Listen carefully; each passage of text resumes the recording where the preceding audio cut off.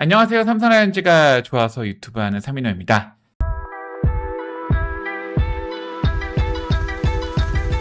야구는 삼성, 치과는 이심당. 본 영상은 이심당 치과의 의원의 도움을 받아 제작하게 되었습니다. 이제 프로야구 개막이 62일 남았습니다. 만약에 한 달을 31일로 계산한다면 이제 2달 남았다고 볼 수 있는 것이죠. 이제 곧 프로야구 개막이라니 매우 설렙니다. 그렇기 때문에 지금 해당 디데이에 맞춰서 등번호 선수를 좀 얘기해보는 시간을 가지고 있습니다. 오늘은 등번호 62번의 주인공 바로 김재훈 선수입니다. 제가 김재훈 선수를 다룬 컨텐츠를 보면 항상 좋은 얘기를 하지 않고 좀 힘든 얘기만 합니다.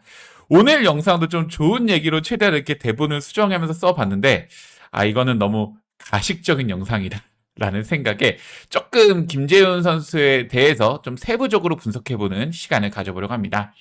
도대체 왜 김재훈 선수가 KT 위즈 시절과 삼성 라이온즈에서의 모습이 달라졌는지 조금 세부적으로 얘기해보도록 하겠습니다. 먼저 삼성 라이온즈가 김재훈 선수를 4년 58억 원에 영입했던 이유에 대해서 얘기를 하겠습니다. 물론 지금에서야 김재훈 선수의 모습이 아쉽긴 하지만 저는 당시 삼성 라이온즈가 불펜 강화를 위해서는 김재훈 선수를 영입할 수밖에 없었다고 생각을 합니다. 일단 김재훈 선수는 2020년대 불펜 투수 중 WR 1위입니다. 2020년부터 2025년 총 6시즌 동안 김재훈 선수가 WR 10.48을 기록하면서 전체 1위입니다. 그 어느 투수보다도 김재훈 선수가 2020년대 불펜 투수로서 가장 잘 던지고 있다라고 현재까지 보시면 될 것 같고요. 그리고 김재훈 선수가 영입되기 직전이 2023시즌 김재훈 선수의 WR은 2.51로 불펜 전체 2위입니다. 패스트볼 구종 가치를 무려 18.4를 기록했고 평균 구속 143.7km로 꽤 준수한 기록을 보였죠. 그렇기 때문에 삼성 라이온즈가 불펜 강화를 위해서 반드시 선택할 수밖에 없던 것은 바로 김재훈 영입이었을 것입니다. 그러면 김재훈의 영입의 효과는 있었냐? 저는 김재훈 영입 효과는 있었다고 생각합니다. 2024시즌 김재훈 선수는 65경기 66.02이닝 4승 8패 11세이브 25홀드 평균 자책점 4.09 WHIP 1.26 WAR 1.22를 찍으면서 불펜에서 꽤 쏠쏠한 활약을 보여줬습니다. 물론 김재훈 선수가 삼성 라이온즈 입단하고 나서 20세이브를 넘긴 적은 없지만 24시즌을 보면 11세이브 25홀드로 거의 30세이브 30홀드 이상의 가치를 보여줬던 시즌이었습니다. 결국 24시즌 삼성 라이온즈는 김재훈 선수 영입 효과, 임창민 선수 영입 효과로 인해 불펜 팀 WR 1위로 전체 1위를 기록했습니다. 물론 우리의 체감은 우리의 불펜이 그렇게 좋았나 싶었지만 2024시즌이 극심한 타고 투저 시즌이었고 삼성 라이온즈 불펜은 나름 승리를 안정적으로 지켰기 때문에 삼성 라이온즈가 2024시즌 정규 시즌 2위를 할 수 있었다고 보시면 좋을 것 같습니다. 이번에는 2025시즌 김재훈 선수를 얘기해보겠습니다. 2025시즌 김재훈 선수의 성적은 무너졌죠. 다만 한 가지 좀 주목해볼 건 전반기와 후반기 성적 차이가 좀 많이 나는 편입니다. 김재훈 선수의 전반기 성적은 37경기 32.0이닝 3승 4패 5세이브 3홀드 평균자책점 6.75로 굉장히 무너진 모습을 보여줬지만 후반기는 26경기 25.2이닝 1승 3패 8세이브 평균자책점 2.81로 꽤 안정적인 모습을 보여줬습니다. 이 월별 평균 자책점으로 본다면요. 김재훈 선수는 3월에 12.00으로 정말 심각한 모습을 보였고 물론 3월에 몇 경기 안 되지만 4월, 5월, 6월 그러니까 전반기에는 다 평균 자책점이 5, 6을 기록하면서 너무 이게 진짜 마무리 투수냐 하는 모습을 보였지만 이제 7월부터 2.25, 8월부터 1.26을 기록하면서 후반기 김재훈은 믿을만하다 싶었지만 9월에 다시 6.48을 기록하면서 역시 신뢰를 얻기 힘든 피칭을 역시 보여줬습니다. 그렇기 때문에 여러분이 느끼시는 김재훈에 대한 불안함은 저는 맞다고 생각합니다. 7월, 8월에 분명 잘했던 것도 있고 후반기 기록이 좋았던 것도 있지만 후반기에도 9월 너무 부진한 모습을 보여줬고 또 3월, 4월, 5월, 6월에도 너무 부진한 모습을 보여줬기 때문에 시즌이 시작돼서 순위 레이스를 하는 초반과 마지막에 우리가 가을 야구 순위 다툼을 했던 9월에 너무 아쉬운 모습을 보여줬던 김재훈 선수에게 우리가 김재훈 선수를 불안해 여기는 것은 당연하다고 저는 생각합니다. 그러면은 김재훈 선수의 구속에 따른 평균 자책점을 한번 얘기해 보겠습니다. 김재훈 선수의 5월 평균 구속은 약 143.8km입니다. 그리고 그 시절 평균 자책점은 6.35를 기록했습니다. 그러나 김재현 선수가 구속이 가장 좋았던 8월의 기록은 약 146.3km를 기록했습니다. 그리고 이 달에는 평균 자체점 1.26을 기록했죠. 그럼 또 다른 지표를 한번 보겠습니다. 김재현 선수 6월의 평균 구속은 약 144.9km로 이때 평균 자체점 6.43을 기록했습니다. 그리고 7월에는 평균 구속 145.5km로 이때 평균 자체점 2.25를 기록했습니다. 즉 김재현 선수는 이 145km 요 기점으로 성적이 좀 나눠진다고 보면 좋을 것 같습니다. 구속에 따라 성적 차가 큰 게 바로 김재현 선수입니다. 김재현 선수의 연도별 평균 구속을 그래서 가져와 봤습니다. 김재현 선수는 2020 시즌 144km를 기록을 했고요. 이때 구종가치 9.3을 기록했습니다. 그리고 2021 시즌 평균 구속 143.7km를 기록했고 이때 구종가치 12.0을 기록했습니다. 그리고 2022 시즌 평균 구속 146.6km로 2020년대 가장 빠른 평균 구속을 보였고 이때 구종가치 16.0으로 좋은 기록을 보여줬습니다. 그리고 2023 시즌 143.7km로 구속이 조금 떨어졌지만 구종가치는 18.4로 굉장히 올라온 모습을 보여줬습니다. 하지만 김재현 선수는 삼성 라이온즈 입단하고 나서 구속이 급격하게 떨어졌습니다.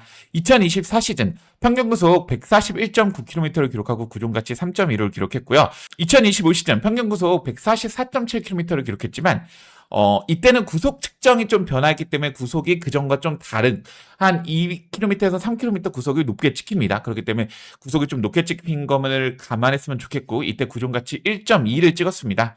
즉 김재현 선수는 구속이 그래도 어느 정도 높을 때 구종가치는 어느 정도 유지하지만 구속이 떨어지면서 구종가치가 떨어졌다라고 보시면 좋을 것 같습니다. 그렇기 때문에 김재현 선수 평균 자체점의 가장 큰 변화는 바로 미디움 레버러지 상황에서의 변화입니다. 김재현 선수는 꾸준하게 로우 레버리지 상황, 그러니까 중요도가 낮은 상황에 되게 강했고 하이 레버리지 상황, 중요도가 높았던 상황에는 약한 모습을 보여주는 투수였습니다. 하지만 미디엄 레버러지, 중요도 중간일 때는 좀 삼성 시절과 KT 시절 좀 다른 편차를 보여줍니다. 이 KT 시절에는 중요도가 중간이었던 미디엄 레버리지 상황에 평균 자체점 2점에서 3점 초반대를 기록했고 POPS도 4점대로 0.4대로 굉장히 낮은 모습을 보여줬지만 이 삼성 라이온즈 입단하고 나서 미디엄 레버리지 상황에 평균 자체점이 4가 넘어가고 POPS가 9가 넘어가면서 이 미디엄 레버리지 상황이 급격한 변화로 김재현 선수의 성적이 크게 변화했다라고 보시면 좋을 것 같습니다. 그럼 이제 김재현 선수의 해결책을 얘기해 보겠습니다. 몇 번씩 얘기하지만 김재현 선수의 해결책은 첫 번째는 구속입니다. 이 KT 시절과 비교해서 약 2km 떨어져 있는 김재현 선수의 평균 구속입니다. 삼성에서도 김재현 선수는 페스티벌 평균 구속이 145km를 넘어가면 안정적인 모습을 보여줍니다. 시즌 초부터 145km 이상으로 올려야지 김재현 선수가 2026 시즌 좋은 모습을 보여줄 수 있다 생각합니다. 김재훈의 성적은 김재훈 선수의 페스티벌 구속과 비례하는 것을 우리는 알 수가 있습니다. 즉 김재훈 선수의 해결책은 첫 번째는 구속을 올려야 되는 것이 포인트라고 누구나 알 수 있을 것입니다. 그 두 번째 해결책은 바로 구종입니다. KT 위즈 시절 당시 김재훈 선수의 페스티벌 구사율은 60% 내외입니다. 당시 파워피처였던 김재훈 선수와 매우 어울리는 구종 구사율을 보여줬지만 삼성 라이온즈 입단 이후 페스티벌 구사율이 점점 낮아지고 있습니다. 그 이유는 페스티벌의 구위가 하락했기 때문에 페스티벌의 구사율이 점점 감소할 수밖에 없는 현실입니다. 그렇기 때문에 김재훈 선수는 페스티벌 말고 다른 결정구를 던질 필요가 있습니다. 김재훈 선수는 슬라이더와 스플리터를 던지는데 아직까지 결정구로서 좋은 역할을 하지 못합니다. 김재훈 선수가 만약 구속이 올라오지 않고 아니면 이제부터 에이징 커브를 대비한다면 요 슬라이더나 스플리터 아니면 또 다른 변화구를 장착해서 변화를 꾀할 필요가 있다고 생각을 합니다. 김재훈 선수에 대한 해결책 마지막 세 번째는 역할 변화입니다. 아까도 말한 것처럼 김재훈 선수는 중요도가 낮은 로우 레버리지 상황에는 강한 모습을 보입니다. 그리고 하이 레버리지 상황에는 약한 모습을 보이고요. 그리고 삼성 라이온즈 시절에서는 미디엄 레버리지 상황에서도 매우 약한 모습을 보이죠. 김재훈은 커리어 통산 편한 상황에 잘 던졌던 투수입니다. 주자가 있는 상황, 올 시즌 주자가 있는 상황에서 평균 자책점이 11.14로 매우 높지만 주자가 없는 상황에서 평균 자책점이 1.47로 매우 낮아집니다. 득점권 평균 자책점이 1.15입니다. 그러니까 김재윤 선수를 필승조로 써야 되는 것도 맞지만 개인적으로 뭐 8에 세던맨이나 아니면 7에 안정적으로 맡기거나 좀 김재윤한테 아니면 마무리 투수나 좀 편한 상황에서 안정적으로 피칭할 수 있는 역할을 부여하는 것도 삼성 라이온즈가 좀 필요하고 또 김재윤의 컨디션에 따라서 역할을 빠르게 변경할 필요도 있다고 생각합니다. 물론 FA 58억 선수를 이렇게 분석하고 이렇게 해결책을 제시한다는 것 자체가 김재윤 FA는 어느 정도 실패했다고 입증하는 것입니다. 하지만 입단 3년차, 김재윤 선수는 2026 시즌 입단 3년차를 맞이합니다. 어쨌든 김재윤 선수는 2026 시즌 마무리 투수 자리 역시 안정적이지 않은 상황이고 지난 2년의 평가는 김재윤 선수는 결코 좋게 내릴 수 없습니다. 하지만 이후 시즌인 2026 시즌, 2027 시즌 좋은 모습을 보여준다면 김재윤 선수의 F에 대한 평가가 달라질 수도 있다고 생각합니다. 개인적으로 김재윤 선수가 반등하면 삼성 라이온즈 성적이 상승한다고 생각합니다. 2026 시즌 과연 김재윤 선수는 반등을 이뤄낼 수 있을지 한번 지켜보면 좋을 것 같습니다. 오늘 영상이 마으셨다면 좋아요, 구독 클릭 부탁드리겠습니다. 저는 다음 영상으로 여러분 찾아뵙겠습니다. 이만, 좋죠?